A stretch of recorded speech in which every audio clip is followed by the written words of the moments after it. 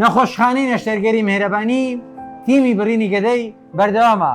دکتۆر عەبدوڵڵاوەری ئێرە دکتۆر عەبدوڵڵا، مخدری زیرەک، جەڕاحی لێهاتوو، دکتۆر کاوەی بەڕێز، دکتۆر محەممەد مەجید بەردەوامین.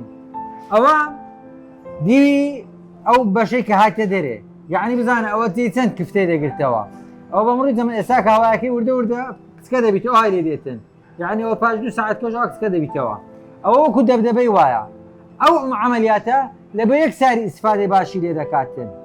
لە بۆ یەک ساڵی 40 کیلۆ 50 کیلۆ سەروی 20 کیلۆ هیچ کەسێک نییە مەعیدەی ببڕی 20 کیلۆدا نەبەزیتن.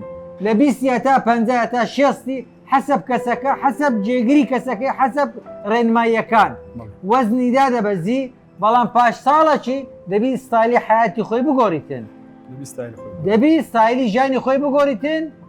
میهرەبانی بەردەوامە لە بۆ لە ناوبردننی قەڵەوی، خزمەت خێرخۆشیمان بەردەوامە. دەست خۆش بیاخەتەوە زۆر سپاسی کاکتۆر دەکەین. بەڵێ تیمی میهرەبانی بەردەوامە و هەفتانە و ڕۆژانە ئێمە بڕینی گەدەمان هەیە و چارەسەری قەڵەوی لە لای ئێمە سەردانمان بکەن لە خزمەتتان داینە.